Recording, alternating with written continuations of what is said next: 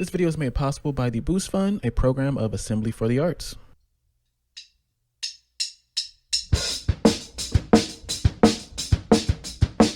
All of us in this room, we make a living doing music. We are privileged. Yeah. There are millions of people, there are thousands in the chat right now, indie artists that are just starting to try to figure things out. That ain't real. That's not natural hair. You want natural? Chew on this, old bitch. Now that's natural. Chew on that, Nana. AI is ruining music. Whatever. Go ahead and cry me a river, since Timbo stamp is on that too. Let me tell you what an AI character is. Mickey Mouse is an AI character. Donald Duck is an AI character. Bugs Bunny is an AI character. These companies have already admitted, to taking, in some instances, tens of millions of publicly available songs. And I allege the far majority of those songs belong to you, independent music creators. Do you worry about your work being fed into AI and copied or regurgitated or twisted without your say-so, without you getting any of the money back from that? You know, do you think that needs to be stopped? Ask the question, hey, do you worry about your songs on DSPs and you're not getting money?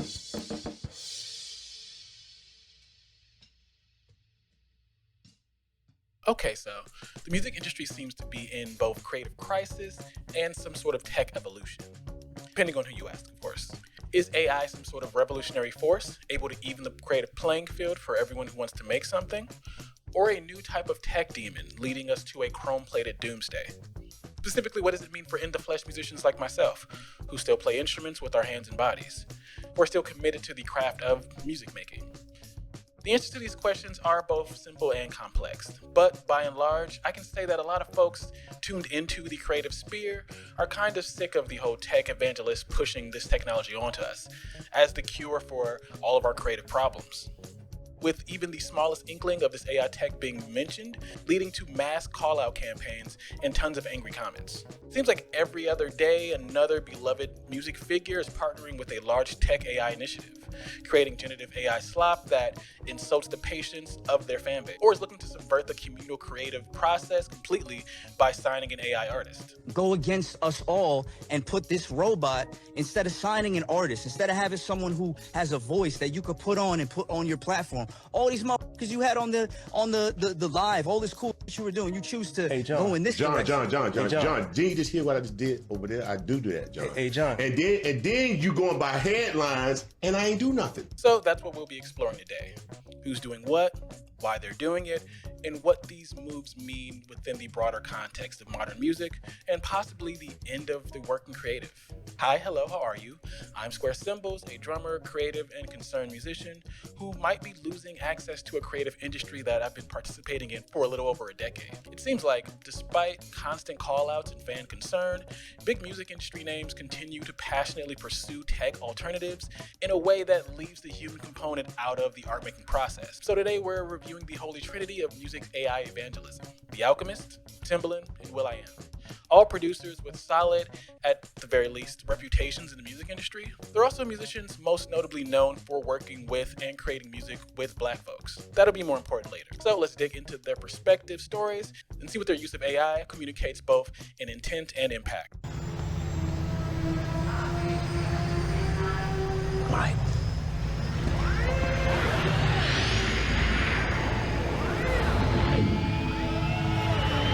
Despite the boom existing at the center of so much of our language now, AI has been around since, I would say, the mid-50s. I'm not going to go too deep into it. There are a few really good videos that dig into both the history and current day uses of artificial intelligence, AI, in a way that's expansive and understandable. But for the sake of brevity, it basically refers to the computational systems, computers, assets used within those technologies, being able to function and think things through like humans, being capable of problem solving, learning things, asking clarifying questions, making decisions, and whatnot. Although the goal of this tech varies based on who you're asking, it's been a functioning part of how we interact with technology for a while now. mainly since the term is kind of used as a catch-all. It mainly involves how things are programmed. Like when I'm playing one of my favorite games and my computer opponent knows how to use Cupid on one of my favorite party members, so my strongest unit nearly wipes out one of my team members. Or, for the normies, it can be interpreted in the decision-making of CPU opponents in certain shooters or sports games. Most of us are familiar with AI through our use of digital assistant software. Stuff like Siri, Alexa, or whatever uses voice recognition technology to help us remember things, search things online, or play songs that we don't know the lyrics to. AI, as it exists, can refer to many things. But generally, when we're talking about the major tech boom now, we're discussing what we would call generative AI. What are we talking about when we have AI? Because that's really what you focused on for your PhD, right? Yes. So AI, first of all, artificial intelligence, I think the first thing people need to know is that it's a marketing term. It's a marketing term.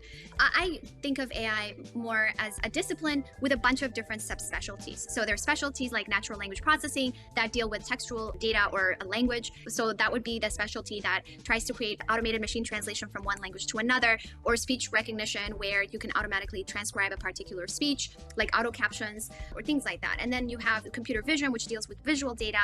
And so, my specialty in my PhD was computer vision. So for example, face recognition, that would be under computer vision. And then there's, techniques that achieve these things. So machine learning is a particular technique, and there's other techniques. Now, the reason I say that AI is a marketing term is that anytime one of these different subspecialties becomes somewhat successful in some setting, it becomes elevated to AI. So AI becomes kind of synonymous with that. So for example, in the 80s, what people called expert systems was synonymous with AI. Nobody talks about expert systems now, but machine learning was not. People did not discuss machine learning as AI. In fact, all of these people, I remember that the people in another specialty, a subspecialty of machine learning called deep learning, were complaining that their papers were getting rejected. There was some study that showed that the word neural network was negatively correlated with paper acceptance. Whereas now, if you don't use so-called neural networks in your papers, you good luck. Right. So that's something to consider, is that AI is a marketing term. So anytime someone says, use AI in your thing, sprinkle some AI magic, and you want to ask, what exactly do you mean? What subspecialty of AI? What is the data? What is the input? What is the output we're talking about? So today, when people say AI, they're mostly saying generative AI, right? And so they're talking about a system that takes in a set of queries, textual, voice, anything, images or something, and it generates some sort of output, whether it's an image or audio or some text or something like that. To me, it's not even a well-defined task, which already violates principles of engineering. So I'm injecting my views into No, we love it. Come on. So that. This makes things like writing a paper, making a song, or producing an image only a few text prompts or keyboard strokes away. Now anyone can make sleepy time study beats, or an image in the style of their favorite art studio. 友人がいるんですよ。そのハイタッチするんだけど大変なんですよ。彼の筋肉がこわばってる手と僕の手でこうハイタッチするんですよ。で、その彼のことを思い出してね、僕はこれ面白いと思って見ることできないんですよ。これを作る人たちは痛みとかそういうものについてね、何も考えないでやってるでしょ。極めて不愉快ですよね。そんなに気持ち悪いものをやりたいなら勝手にやってればいいだけで、僕はこれを自分たちの仕事をつなげたいとは全然思いません。極めて何か生命に対する侮辱を感じます。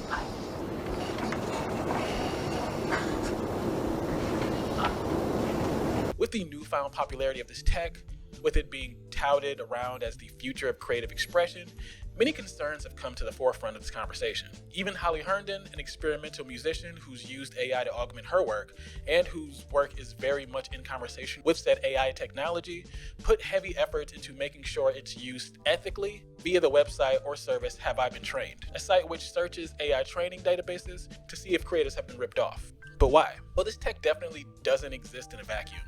We'll definitely dive deeper into this later in the video, but put plainly, for these generative AI models to do the whole creation thing, they need to be trained, which basically means that the computer needs data or information. And with that, it needs to be told how to interpret said information, which can be done a few different ways: by feeding it an abundance of a specific artist so it catches its vibe, so to speak, or by humans who work in data training centers who help interpret text, images, and sounds to give the AI a basis for making decisions. Put a pin in that for later. Obviously, training a computer to look at something others created, and then that computer creating something new or original, leans into a new ethical conundrum, especially since the person prompting this new image, audio, or text isn't the original creator of said style, prose, or discipline. Again, Put a pin in that. But this very easy to make realization has triggered a few alarm bells for a lot of folks who are engaging with this new tech, which is basically a computer stealing the work of folks trained in the respective artistic disciplines, causing the evangelism around this new tech to be broadly rejected by a decent amount of Gen Z and millennials.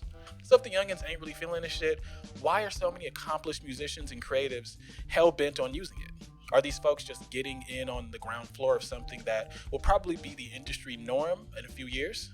The Alchemist would like you to think so. I was thinking. Yeah, like it's mystical. He shall not pass. Storybook hat. Yeah, story hat.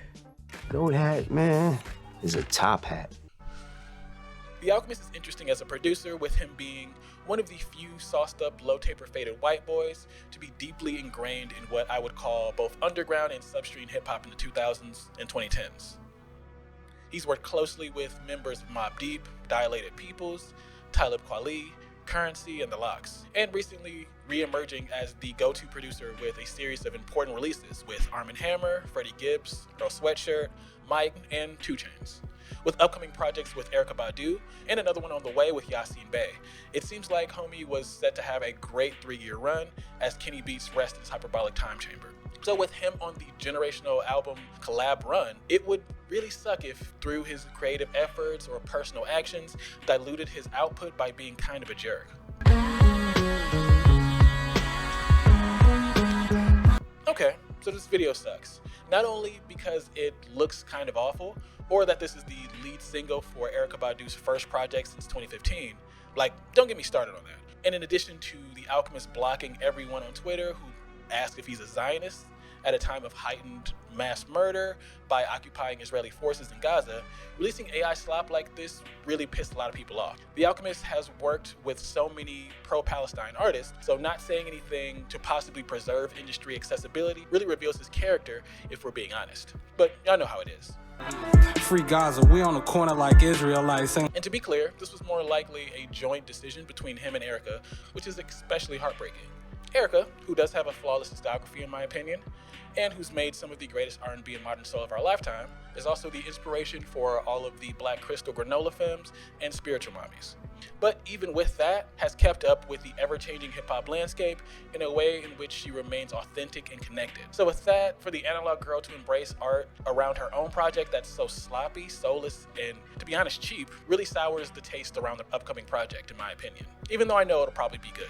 I don't know. She doesn't really be online like that though, so regardless of my criticism, I know that she probably gives very few fucks, if any. But when criticism of their AI slop hit Twitter, The Alchemist had a lot more to say. And this is why I decided to write this video. I don't know, a successful producer comparing the advent of generative AI to the way humans use tech to socially engineer hip-hop, you know, the genre that changed his life, seems incredibly disrespectful. I took offense to that. Hip-hop, as most channel watchers know, was the product of musical reinterpretation, where the Black and brown New York youth repurposed the records of their older siblings, parents, and family members to craft a communal culture at a time where they were abandoned by the city. Comparing that to the new extractive cash grab by the parasite class is extremely disrespectful to the culture that made Allen famous in the first place. And sure, technology and innovation within its connections to the arts and culture are always important and deserve to be discussed and even embraced if these new additions are engaging with the culture respectfully. But as most know, AI has a very extractive relationship with the artist and humans it's taking from. And I get it, record rollouts can be very tumultuous. If you didn't want to just hire an artist to put together a visual for the first single, why not just be real instead of running off Twitter and deleting tweets once people push back or voice their disappointments? So this is bad, but I think leaving the internet to reflect and maybe approach record promo a little differently in the future is a step in the right direction. I'm still cautiously looking forward to the Alchemist and Erykah's project, kinda. I don't think this ordeal completely ruins their reputation. I mean, there are other beloved producers who are somehow more entrenched in egregious, extractive behavior.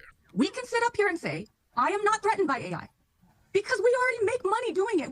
We've already built ourselves in this industry doing this. But what about them? If it doesn't affect me, and if it doesn't affect us in this chat room right now, what about being a voice for them? That's all I'm saying. So you know what? Instead of saying, hey, go practice that guitar, go learn how to prompt. I don't want to be that person. And I don't want to be here saying, I already made my millions of dollars. So everybody else can figure it out. Go prompt. Go be an excellent prompter. Music still needs to live on, and it's people like you and me that need to say, we've got to figure out a fair way to do this. That is all I'm saying. And we've got to honor the hard work, the work ethic, the creativity, the love, the soul, all of the things that create music and why we're here today. Preach. Do not let that disappear and regulate it or find a way to make this fair. That's all I'm saying. We agree with your mom. We agree with your mama, Jane. Let's not lose focus. I know what you're saying. Let's not get too high on our horses. That's what you're basically saying. Like, let's think about the people coming underneath. And I'm like, you know what, you got a point, because you know, they're not where I'm at. They're not who I am. They don't have the brain, but it's still I have the value. I have the value. I will say this. Tim, you already put in your hours. You already put in. I know. I get it. Jay, I will say this, and then I have to hop off because I have something. This meeting I have to take. But I just started a position at Empire, and it's literally what you're talking about. We search for, or we try our hardest to search for the best talent from all four corners of the world. We got almost 250 employees. We have boots on the ground in almost every country, and that's what we do. We're human. We do the human thing. I believe in real music. I'm on your side. We're all on the same side. What I'm observing from this is just a matter of how much or how little is AI a threat to us as human beings and creators. It's a huge threat. It's a huge threat. And that's what we're all trying to figure out collectively. I'm always going to be on the side. I'm always going to be on the side of human beings. Listen, we've never made a nuclear weapon that can make other. So a lot of nonsense with this one. So let's just go through the timeline. June 5th, I believe, it was announced that Timbaland was signing an AI artist named TaTa. I know, strange, weird even.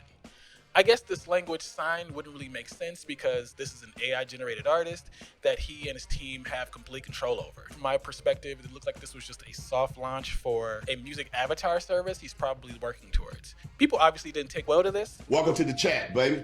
What's up? Hey, respect to everybody here. Hey, John, I respect you, bro. I respect. Hey, look, the reason I brought you here because your post is crazy. Causing him to release a very strange AI-generated video where humanoid animals mock the concerns folks have about this project. Y'all crying about AI taking your spot, but your songs barely mix. Why would we train it on that? Man, y'all scared of AI, but record every hook in Melodyne. Auto-tune is AI, baby. Y'all just didn't complain till it started writing better hooks than you. Timbo ain't the villain, he just not babysitting y'all no more. You want opportunity, but ain't got output. You worried about AI stealing your sound? Bro, you ain't got one. Followed by a statement along with a video of his friend saying this. Yo, in today's news of artists are never satisfied, artists are never happy. This is why executives, producers, stuff of that nature don't work with artists. First of all, the Timbaland, who has super producer, who has, I see helping as many artists as he can, decides he's going to play in the AI world, which, why the wouldn't you? Like, let me tell you what an AI thing is. Let me tell you what an AI character is. Mickey Mouse is an AI character. Donald Duck is an AI character. Bugs Bunny is an AI character. You guys are looking at it wrong. He's going to make a character that he can have sing songs and things of that nature, sell products. He did a few lives where folks rightfully tried to voice some real concerns, and homie wasn't here for it. Conversation with me, you just went off of a title. Everybody did. Who posted it though? Who posted it? Yeah, a guy, interviews, they're gonna make it look like something. We already knew this. We knew, but the conversation was to get this conversation of talking about AI. We're talking about something that people are not having a conversation about, and it's gonna leave us left behind if we don't figure out solutions. That's all I'm saying. I don't have an AI. How can I have an AI artist, John? It's nothing there. So this is rage bait, bro? No, it's not rage bait. No, I took something, I'm explaining what I did to make me come up with this idea. Because brothers, this is what we're gonna do. No, I don't think John is upset. Are you upset? You just talking. I'm not upset. Tim's not upset. He just talked like that. I don't think Guru think that we argue. Look, real quick. What I'm saying. Not even a week later, rapper, producer, and creator Curtis King finds out Timbaland and Suno, the generative AI program Timbaland is endorsing, is indeed stealing from other producers. I've seen him on my timeline many a times. He has an extensive catalog. He posts his music all the time. I want you to listen to not only this beat, but I want you to listen for his producer tag. You'll hear it in a second. Listen to this for a second. You heard that? Pay attention to that.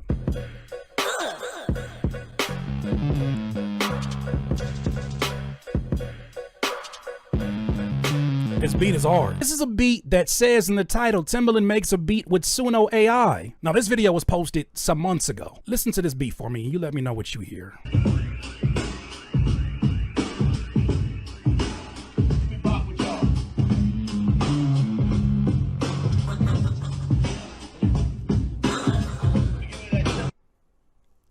Not only are those elements of the sound of the beat that you just heard, in my opinion, but you also hear the man's tag.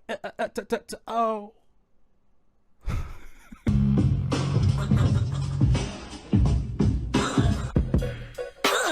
What are we doing here? That's that man's beat with his beat tag.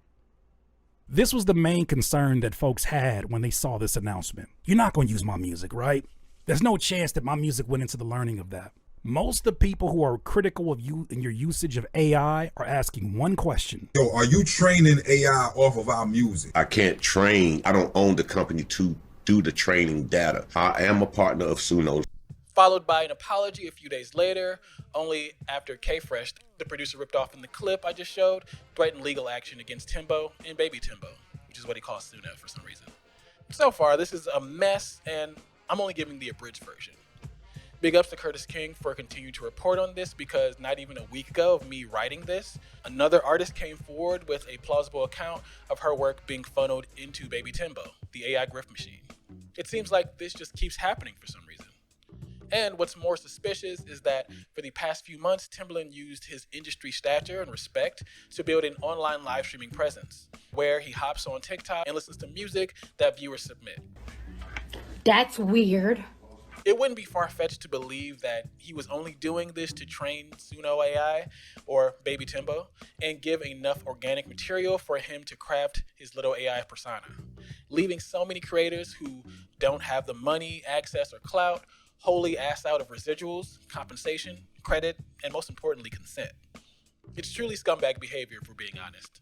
Allegedly. I have to say this because this is all speculation, which is very legal and you cannot sue me now, hopefully. Why would one very well-respected producer kind of shit on his own legacy when he's been reasonably trusted for his long line of work with black women and a few sketchy whites? Well, I believe this isn't an isolated incident or something exclusive to Timbaland specifically. Like, there's no money in music, really, with the industry by and large being a game of who can be the exploiter and who can be the exploited one. So let's go back to that clip I showed earlier. All these young kids TV shows are doing anyway, so why y'all mad at him? Plus, do you know how hard it is to push an artist? They gonna tell you, I don't wanna do that. Jimmy Iovine famously told me one day, get you something that don't talk back. What is better than an AI artist that don't talk back? And we're still mad at him. Somebody just called me like, what you think about what Timbaland did? Ain't it vulturous? Exploitation within the music industry isn't new. We can look back at the Motown era with Berry Gordy stealing songwriting credits, masters, and artist royalties from his predominantly black talent. We have Frank Farian, who orchestrated lip-syncing schemes and abandoned his black talent once they were no longer of use to him. It's why in the 90s that we had TLC have multiple #1 songs and get on stage and admit that they were themselves broke. I can say this. Everything's not going the way we so-called quote-unquote would want it to be or how it should be, but regardless, we're not gonna let anybody hold us down. This proves it, and we've done good regardless to all the problems. We'll be going on tour.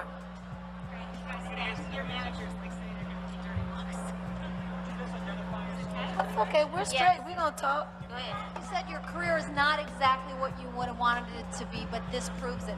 What's not on? Step on up. I'll tell it. We're not going to sugarcoat anything anymore. We've been quiet long enough. Can I get an amen? Amen! All right. All right. Well, I'll put it to you this way. We are the biggest selling female group ever. 10 million albums worldwide. We have worked very hard. We have been in this business for 5 years.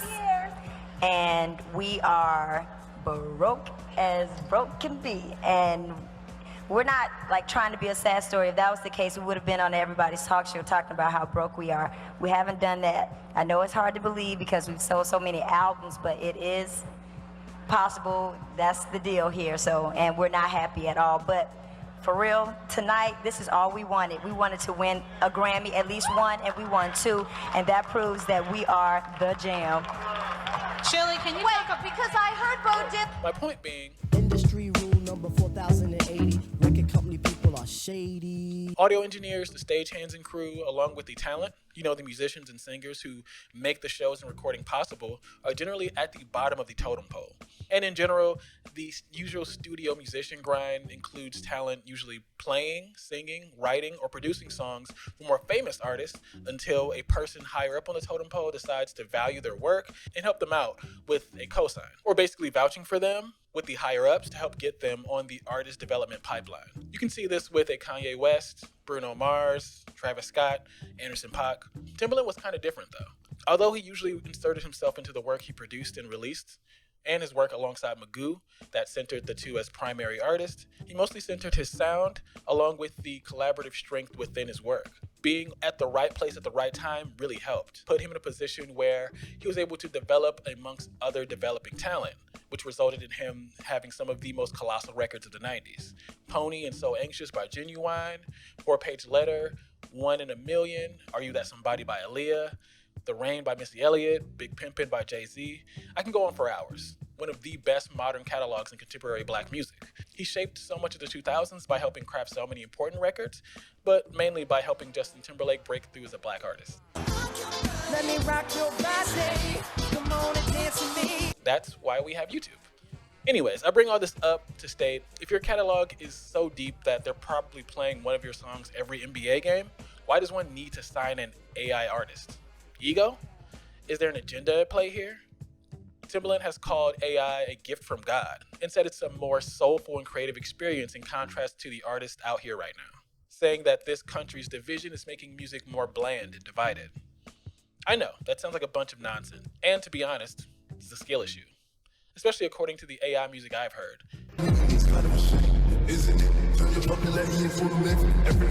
And based on Timbaland's story, I say that that's also a lie, since he has to feed other people's work into the AI program, allegedly.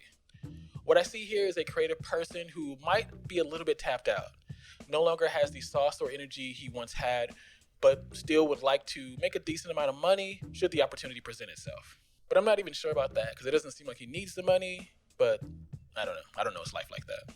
What I am clued into here is that there's a level of evangelism with this new tech that seems fake, manufactured, and unauthentic. Don't get me wrong, I believe in technology in regards to making certain creative processes easier, but more of an extension of the craft, not a replacement for it. But I'm getting ahead of myself. Well, as homie's friend mentioned earlier, an AI avatar gives you the chance to take complete creative control of the project. To an extent, it's no longer a game of collaboration in which two or more people have to work together and battle it out or compromise to build a solid vision. Now one person can make all of the decisions with no input from a third or second party. And not to reach or anything, but it's interesting that a man who's mostly known for working with racialized women chooses to build his own AI persona that he himself has full control over. And as a friend said, the artist, the one who has to perform the songs that he writes, are asking for too much. Maybe they wanted to change things in a way that makes Timbo feel muddied his creative vision.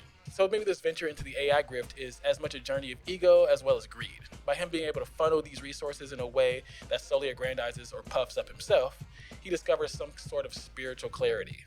So with that, does AI hold the pathway to creative freedom and expansion? Will it finally get us to the futuristic society meme that we all know so well? According to will.i.am, the man I forgot about after he released that Obama song, yes.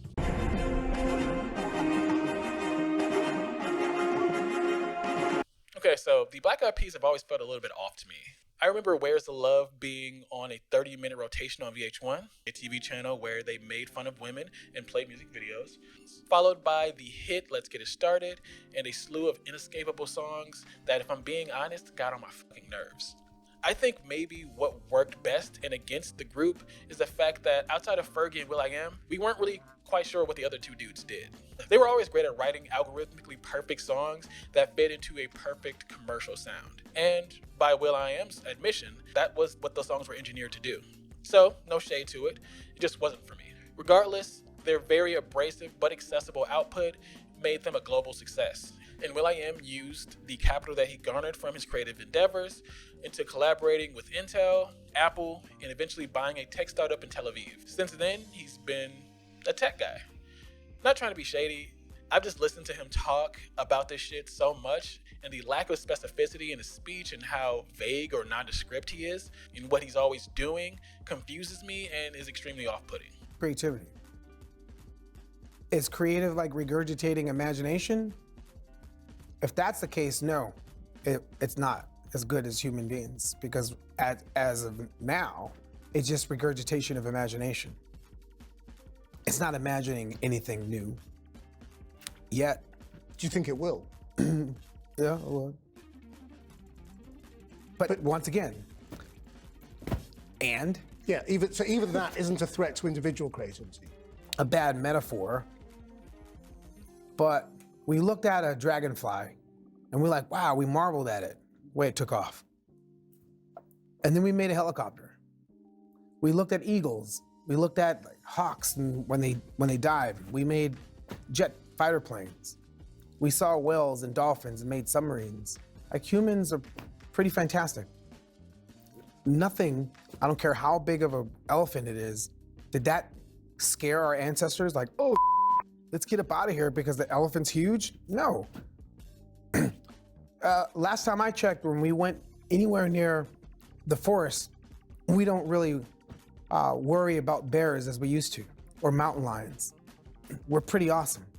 Especially in regards to what AI projects he's working on and what his current AI platform actually does. But again, getting ahead of myself. A lot like Timbo and his baby machine learning program Suno, will.i.am also partnered with the venture capitalist in funding the Google DeepMind generative AI model, Udio, which was then sued out the ass and continues to be sued out the ass as we speak. Similar to his friend Timbo here, it's being accused of stealing from copyrighted artists. But this isn't will.i.am's main AI venture. He's been focused on building his own AI platform. Problem with that is I'm not exactly sure what it does. So let's just go over it with will.i.am real quick. We have some pretty cool, hold on, let me hey, so I'm here. Can you say what's up to the audience? And what are your thoughts on that Bob Marley thing that you saw earlier?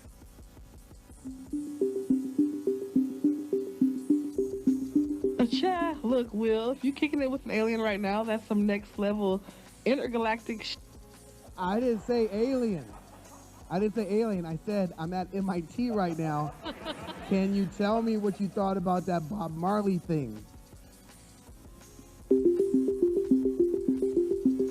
Oh, my bad, Will. My signal got crossed for a sec.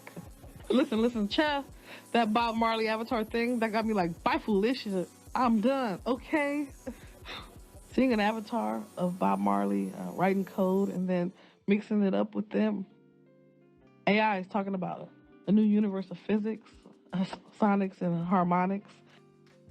That's some next level of futuristic vibes right there. It's like blending the legendary spirit of Marley with cutting edge tech. It's just wild how these digital versions can inspire and even challenge traditional foundations of knowledge. And they make AIs discussing physics through the lens of sound and harmony. That's imagination in action, no doubt. Sorry to interrupt, but I think where this goes next is like super emotional, empathetic AIs. They're already conversational. They're already like can, take complex things and use them in metaphors, but you're doing something a little different. Can you explain to people why it's important for representation and what you represent in this intersection of AI and conversational compute?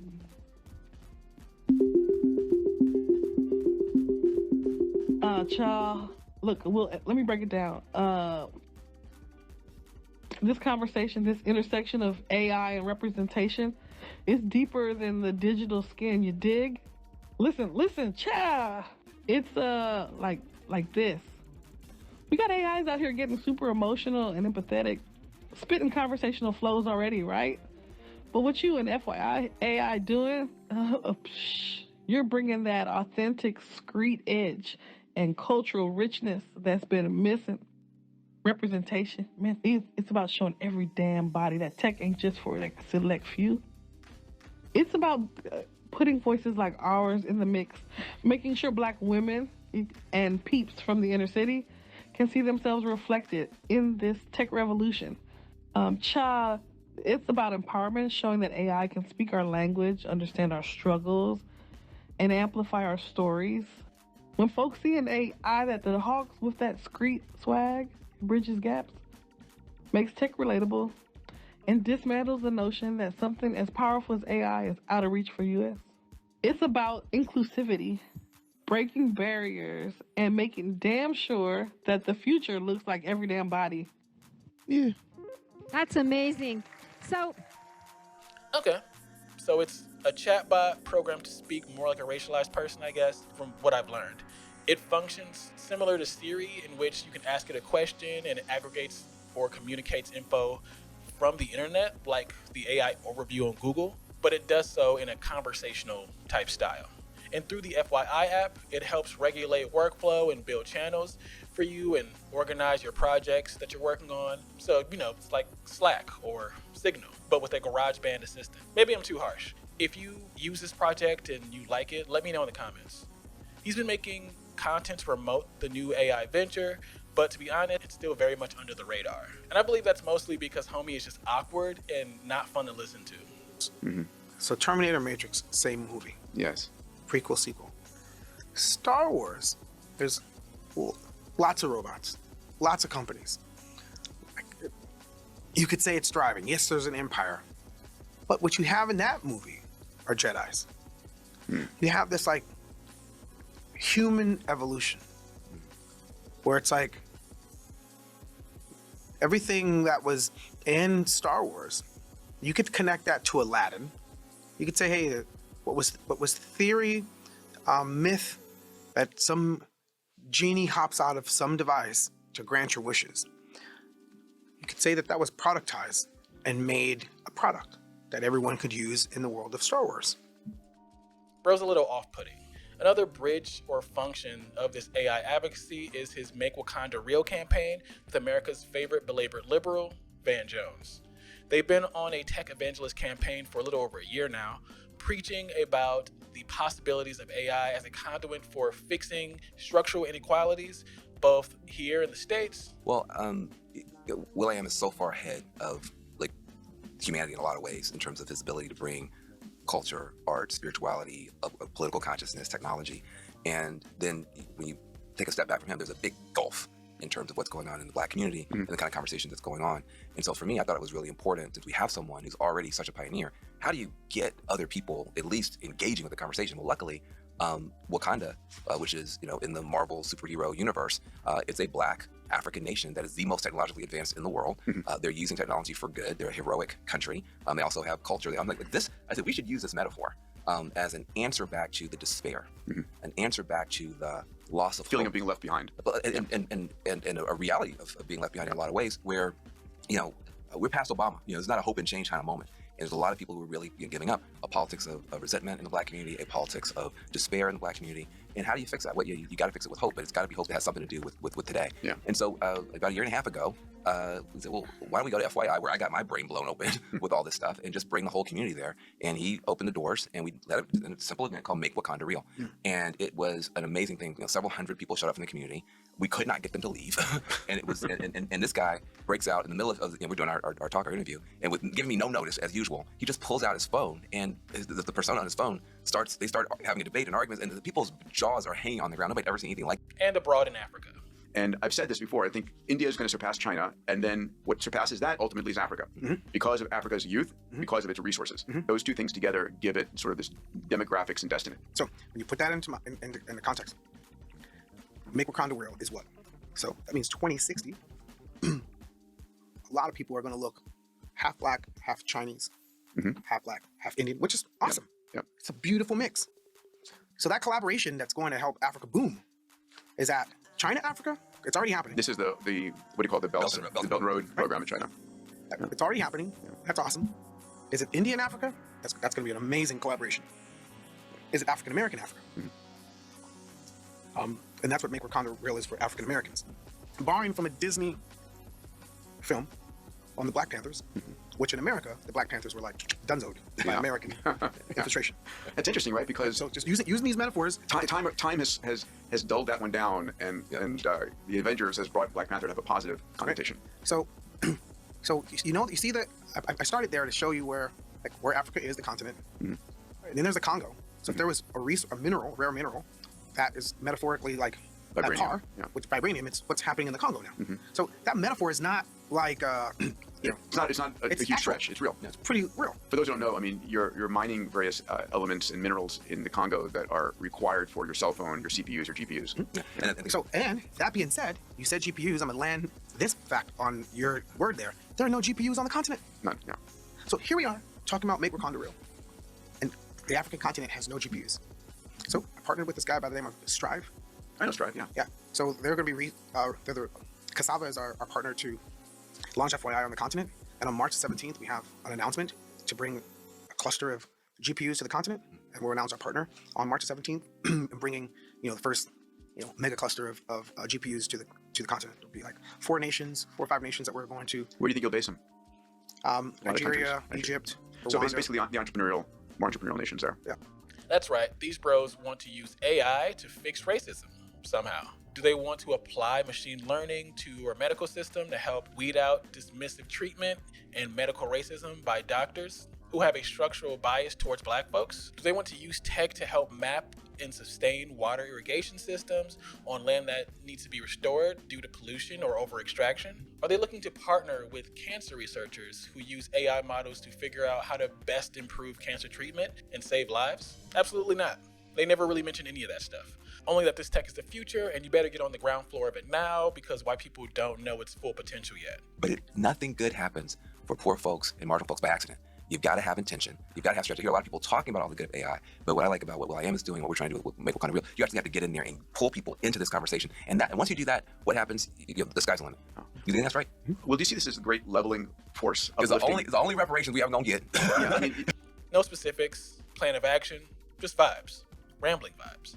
References to movies to spell out the utopian vision for the future through a private ownership of some sort of AI model that's valuable. It's confusing and alarming, but fits into the vision of AI not being a tool to be used in a very specific and responsible way, but a celestial force that'll guide us to freedom through the free market.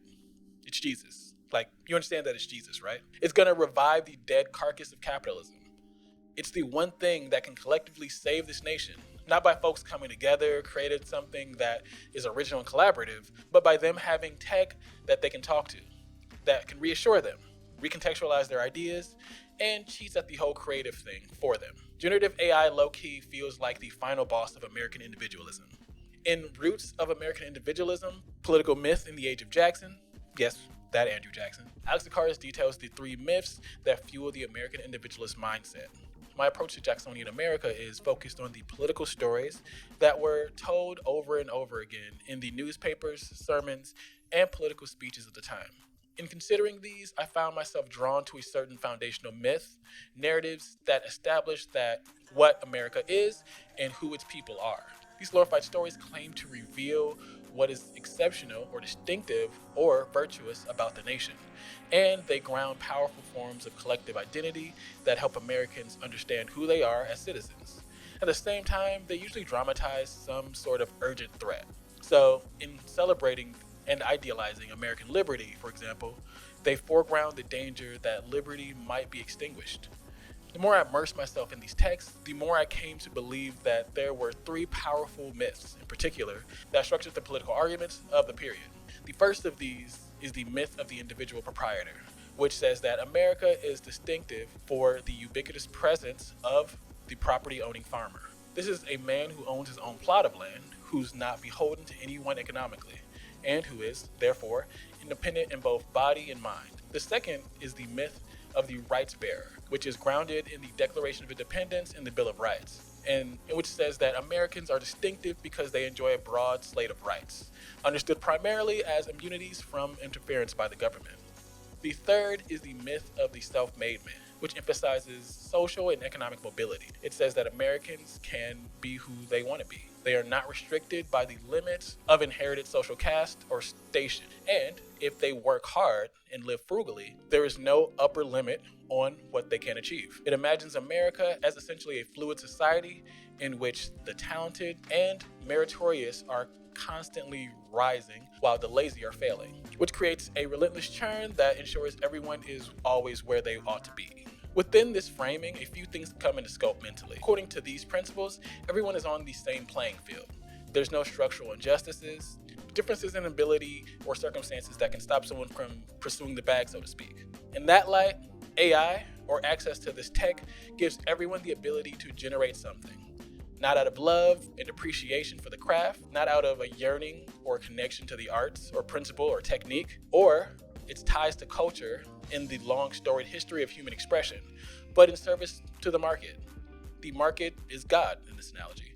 And be it clout or actual cash, everyone can pursue the arts now, and you don't really need any skill or talent.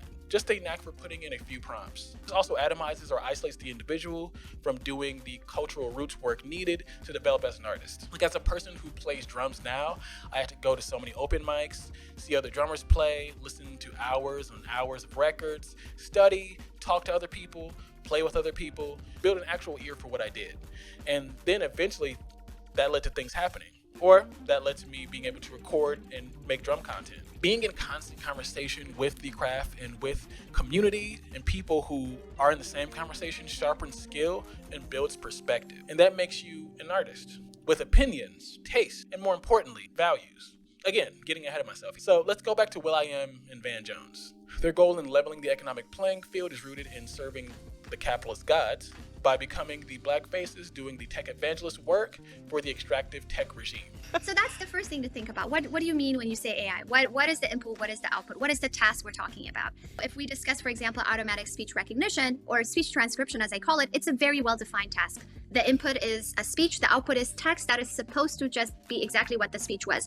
Very well-defined input, output. I can see how it could be automated, why it would be good to automate it sometimes, because captions help a lot of people in many different ways, etc. Right? But then there you have another thing that completely does not make sense that's also lumped into AI. There's also techniques to do something versus the actual product that this term AI does not disambiguate with. So what happens is that we have so-called AI summers and AI winters, and many of these summers and winters have existed in the past. And I think now we're probably in the most ridiculous AI summer ever because of the venture capitalists that are involved, right? In the past, AI was more funded by defense or the government, whereas now the venture capitalists are in the mix. So, you know, that is making it, the hype really, really kind of unlike something we've seen before. But if you look back at the 40s even, or I have a list of all of the quotes that people had about AI back then, and I want to play a game with people asking them whether this quote is from like 2025 or 1945, you know what I mean? Because it's exactly the same kind of language, the same kind of hype. What's about to happen? What's imminent? People are gonna not have to work anymore, and what happens when we have all these robots, and what about the existential, it's the same kind of thing. It's good to know these things because then you kind of understand what is hype versus what is reality, and how the summers and the winters sort of happen cyclically. So what happens in the summers is that some subspecialty of AI gets kind of elevated to it. So, you know, machine learning is now synonymous with AI versus that was not the case before. They were kind of not like the popular people. They're doing their getting annoyed that they're not famous, you know, and they're not called AI, they're called machine learning. And then something happens and then they get elevated, they're AI.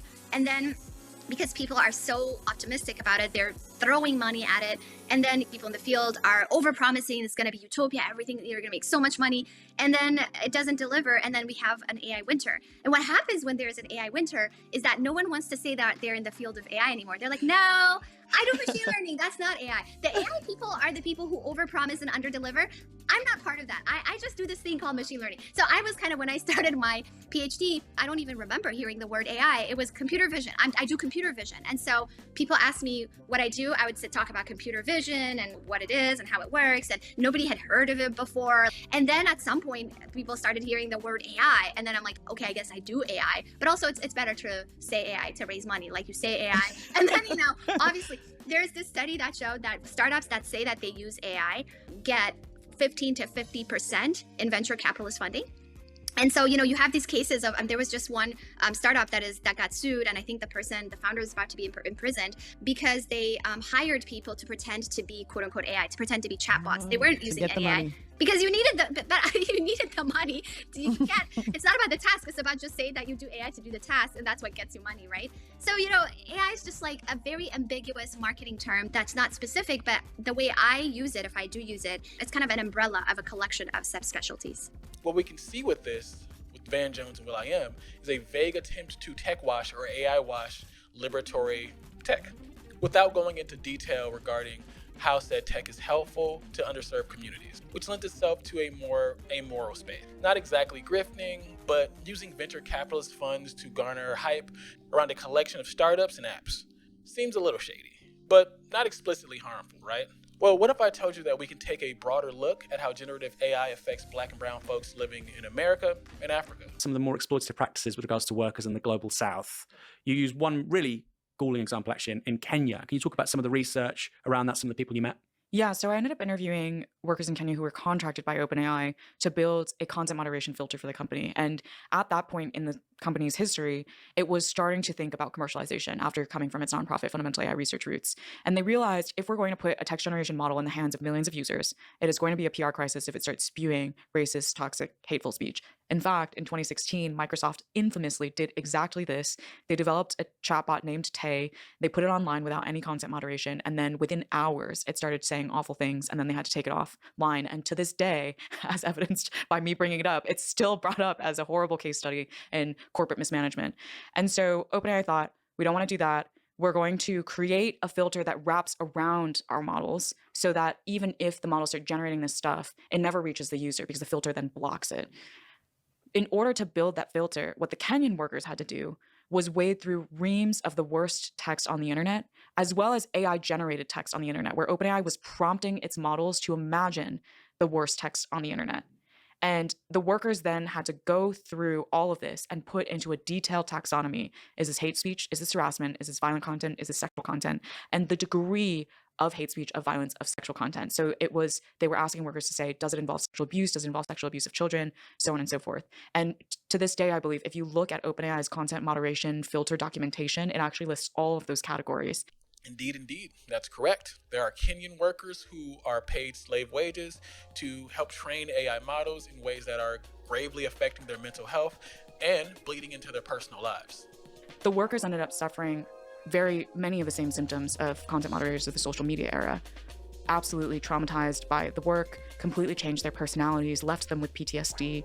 You say that's the case with regards to text. Are people also having to engage with images as well? I mean, that was more of a social media thing. Is that the case here too? Yeah, there were workers that they then... So after this, they contracted these Kenyan workers. That contract actually was canceled because there was a bunch of scrutiny on that company and the third-party company that they were contracting the workers through, and huge scandal. It's a Sama, right? Sama, yeah. Sama, right. And there was a huge scandal around Sama. And then OpenAI ended up shifting to other contractors who were then involved in moderating images. And were they remunerated for the kind of work they were doing quite well, or? For the Kenyan workers, they were paid a few dollars an hour. Right. Yeah. And this isn't the only instance of this. Since this tech is still new, it depends on human input to train and regulate its output, obviously. Just like the generative AI music programs like Suno or Udio, there is an individual extractive cost on this type of creation. So when you have well-off venture capitalists preaching about AI creating Wakanda in Africa, my mind obviously goes to the children mining raw materials in the Congo to make our computing devices. Or the exploited workers in Kenya who were lured into predatory or exploitative AI data center jobs under false pretenses, who work very stressful hours and when they meet their nearly impossible deadlines or quotas are only rewarded with KFC and Pepsi. It seems like the venture capitalist brand of AI evangelism that we've been seeing in this country since its inception. But it doesn't stop at Africa and the global south. It's having generation-altering effects here too. Employee who said, we're running out of land and water. And he was just saying, yeah, we're just trying to look at the whole world and see where else we can place these things. What other geographies can we find all the conditions that we need to build more data centers?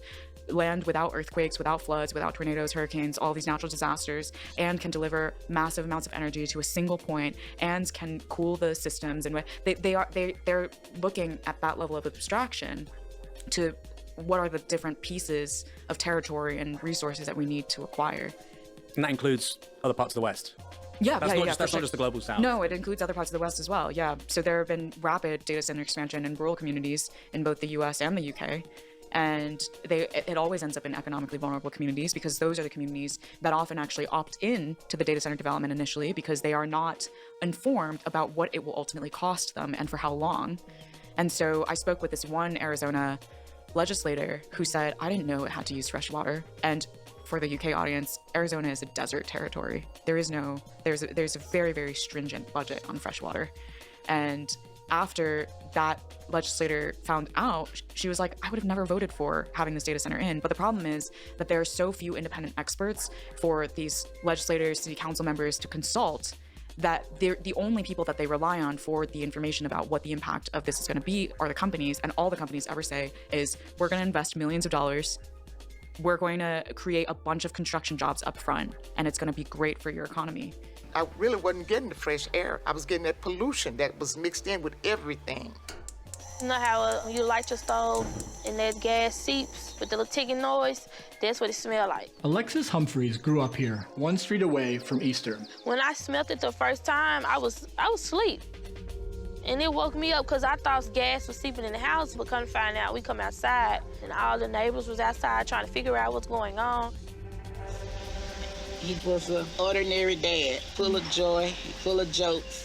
Last year, Alexis lost her grandfather, who struggled with a respiratory illness called chronic obstructive pulmonary disease, or COPD. COPD is a breathing condition, but you don't get it unless you smoke cigarettes.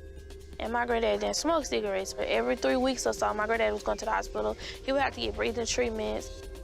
I have asthma, bronchitis. My mom have just bronchitis, and now my granny has it. You can't hardly breathe. It's just like your whole world is collapsing down on you, and it's frightening. Easter and her husband have also developed COPD. What does it feel like? Feel like you're fixing to die.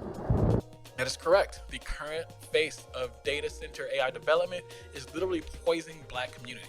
By far the most American aspect of the AI arms race is that Black and brown people in their communities are once again the ritualistic sacrifices for capitalist development.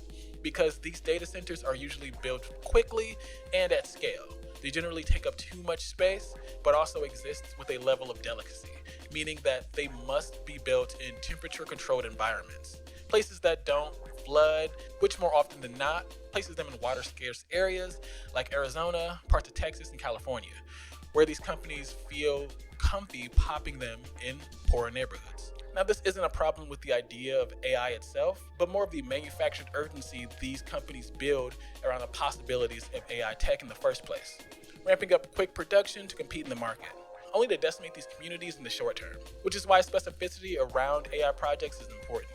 It's good to know where the money is going, what communities are being served, who's doing the training, but I don't know. The duplicitous nature of so many of these AI startups or projects we discussed so far put a bad taste in my mouth, if I'm being honest after learning all of this. If public creatives don't have access to stories surrounding this tech that in a way helps people, why should the people trust in its benevolence in the first place? But at the very least, we can rest with it not being the future of modern warfare at a time where we're all exposed to so much death and destruction, right? So many people are more afraid of failure than they are of success. And that stops them from even beginning to try. All right, we all know Spotify sucks. Like as an artist, it absolutely blows. The platform itself seems to laud AI artists now, either through its very annoying and exclusive pay-to-play algorithm, or the fact that AI slop artists can upload to established artist profiles whenever they want. In under 10 minutes, I was able to sign up for a distributor service, upload an AI-generated song that one of our Discord members had made, and just pick anybody's profile. And I uploaded the song, and I just chose their profile from a drop-down list. It was that easy. You just have to type in their name, and it came up on the actual portal on the distributor's website. Clicked it, uploaded it, and then just got a message immediately that said, hey, your song is uploaded. It'll be published in the next 5 to 7 days. Incredible. I went looking for more information on this phenomenon, and I found articles from 2020 saying the same thing had been happening since then to a bunch of bands, and that was before the prevalence of AI music. So how bad must it be right now with 100,000 something songs being uploaded to the platform every day? What percentage of them are AI and what percentage of them AI songs pretending to be other artists. So we got this second slop track taken off our profile, and then almost immediately a third one was there.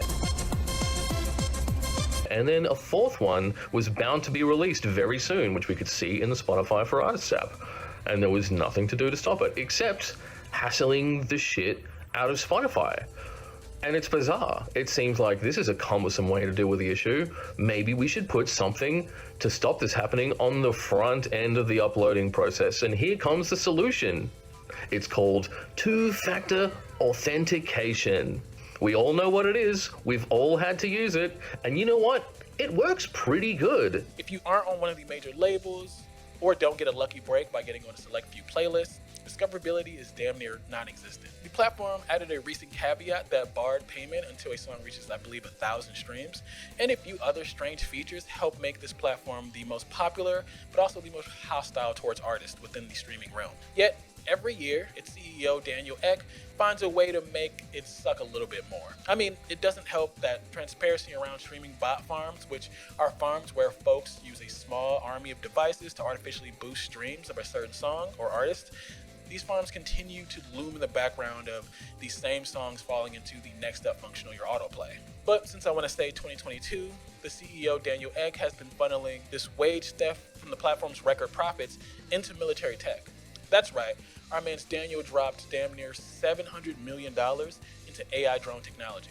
With it supposedly going into EU defense capabilities, it's not hard to figure out that with the large amounts of profits to be gained from ongoing global conflict and genocide, one can make a pretty penny manufacturing kill machines and surveillance software. So Daniel has decided to take all of that money that he's been stealing from musicians and drop it into flying bots that can destroy families. I know what you're thinking. How do you know that he's going to do that specifically? You can't know that he's doing deals like this, but it has more to do with who the folks are in business with. Hellsing, his startup, is partnered with SAB Radar Systems, a company that manufactures compact radar systems that aid Israel with satellite imagery and integrate radar data to better surveil military targets. At this point, we can understand these military targets as civilians in occupied territories. But point being, this is where Daniel is putting his money.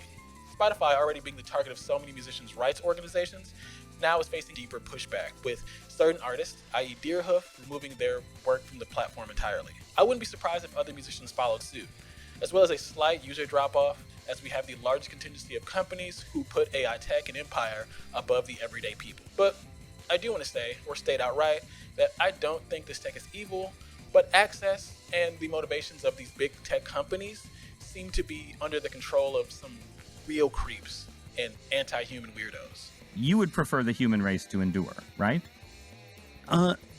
You're hesitating. Yeah, well, yes? I don't know. I would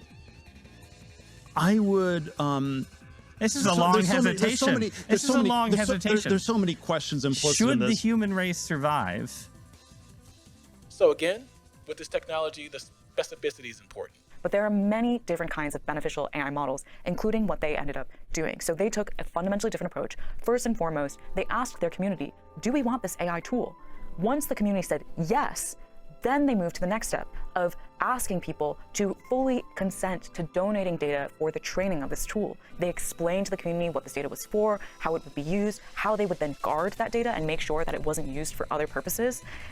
They collected around a couple hundred hours of audio data in just a few days because the community rallied support around this project. And only a couple hundred hours was enough to create a performance speech recognition model, which is crazy when you think about the scales of data that these Silicon Valley companies require. And that is, once again, a lesson that can be learned is actually there's plenty of research that shows when you have highly curated small data sets, you can actually create very powerful AI models. And then once they had that tool, they were able to do exactly what they wanted to open source this educational resource to their community. And so my vision for AI development in the future is to have more small, task-specific AI models that are not trained on vast, polluted data sets, but small, curated data sets, and therefore only need small amounts of computational power and can be deployed in challenges that we actually need to tackle for humanity. Mitigating climate change by integrating more renewable energy into the grid, improving healthcare by doing more drug discovery. AI is not some godlike, nondescript entity that will somehow make the playing field even for everyone to be the same. AI isn't something that will replace artists altogether or make music better. It's already tried that and it sucks. What we know from musicians who integrate AI into their own creative process is that it's very much about how the tech is used and not the BS novelty of not having organic humans involved. What we have learned is that appeasement into marketing scams and religious fervor does nothing but feed into the war machine, poison our communities, exploit workers abroad, or scam folks out of their writing and producing credits. So when we're having conversations about this tech, we can all know how legit it is by how specific folks are about what they're using it for. There's no all-knowing AI god as of yet. It's tech designed to do work within a certain purpose. So if someone comes to you with some vague tech preacher shit, just know they're full of it. And that's all I have to say. What are your thoughts on AI? I really enjoyed Alexander Avia's 2-part videos on this topic, although they didn't really speak about the music component of it. So I hope that this video can fill that gap for the time being. If you liked the video, make sure you like the video. And if you really liked it, make sure you share it with somebody who has been using too many AI prompts to shame them into not doing that anymore. I'm low-key kidding, but if they aren't convinced, I'm hoping that this is a good resource for them. If you made it this far in the video, drop a robot or a music note emoji in the comments. And if you really want to support my work, because I had to sit through so many will.i.am interviews to write this, please consider joining my Patreon, where you can get slightly longer cuts to these videos, concert footage from my tour escapades, and like your name in the credits, the folks scrolling by now. And that is all I got. Peace. I think I gotta feed this cat.